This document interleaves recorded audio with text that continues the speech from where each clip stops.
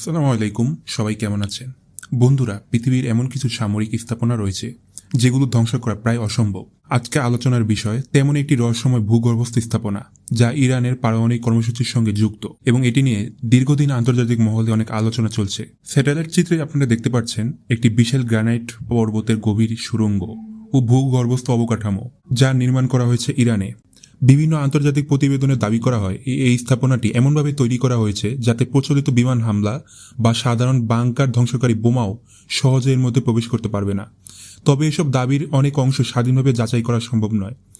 বিশ্লেষকদের ধারণা, যদি কোনো দেশের গুরুত্বপূর্ণ পারমাণবিক অবকাঠামো একাধিক স্থানে ছড়িয়ে থাকে তাহলে গভীর ভূগর্ভস্থ একটি কেন্দ্র পুরো কর্মসূচির ব্যাকআপ হিসেবে কাজ করে। সে কারণে এ ধরনের স্থাপনাকে অনেক সময় কৌশলগত নিরাপত্তার শেষ স্তর হিসেবে বর্ণনা করা হয়। এদিকে যুক্তরাষ্ট্র ও তার মিত্ররা বহুদিন ধরেই ইরানের পারমাণবিক কর্মসূচি নিয়ে উদ্বেগ প্রকাশ করছে। তাদের বক্তব্য, কর্মসূচিটি যদি অস্ত্র তৈরির পর্যায়ে পৌঁছে যায় তাহলে মধ্যপ্রাচ্যের নিরাপত্তা পরিস্থিতি আরও জটিল হয়ে উঠবে। অন্যদিকে ইরান বরাবরই দাবি করে আসছে তাদের পারমাণবিক কার্যক্রম শান্তিপূর্ণ এবং বেসামরিক উদ্দেশ্যে পরিচালিত হচ্ছে। সামরিক দৃষ্টিকোণ থেকে সবচেয়ে বড় প্রশ্ন হল, এত গভীরে থাকা কোনো স্থাপনায় হামলা চালানো আদৌ কতটা সম্ভব? প্রতিরক্ষা বিশ্লেষকদের মতে শুধু শক্তিশালী বোমা থাকলেই হবে না, সুনির্দিষ্ট লক্ষ্য নির্ধারণ, আকাশসীমায় নিরাপদ প্রবেশ, দীর্ঘ সময় ধরে অভিযান পরিচালনা এবং প্রতিরক্ষা ব্যবস্থাকে এড়িয়ে যাওয়া সবকিছুই বড় একটি চ্যালেঞ্জ। আরেকটি গুরুত্বপূর্ণ বিষয় হলো, ভূগর্ভস্থ স্থাপনার প্রবেশপথ ধ্বংস করলেই ভেতরে মূল অবকাঠামো ধ্বংস হয়ে যাবে এমন নিশ্চয়তা নেই। যদি একাধিক সুড়ঙ্গ বা বিকল্প প্রবেশপথ থাকে তাহলে অভিযান আরও কঠিন হয়ে উঠবে।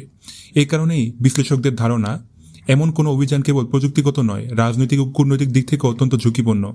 সামান্য ভুল হিসাবও আঞ্চলিক সংঘাতকে আরও বড় রূপ দিতে পারে। সব মিলে ইরানের গভীর ভূগর্ভস্থ স্থাপনা ঘিরে আলোচনা এখনো থামেনি, কেননা আমেরিকার কাছে যে বাংকার ব্লাস্টার বোমা রয়েছে তা মাত্র 60 মিটার গভীরে আঘাত আনতে পারে, কিন্তু ইরানের এই স্থাপনার দৈর্ঘ্য 300 মিটার। সব মিলে ইরানের এই গভীর ভূগর্ভস্থ স্থাপনাকে ঘিরে আলোচনা এখনো থামেনি।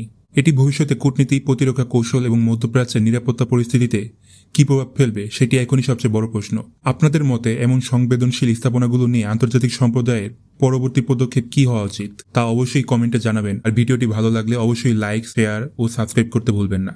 আবারও দেখা হবে নতুন একটি ভিডিওতে। ততদিন সবাই ভালো থাকুন। আল্লাহ হাফেজ।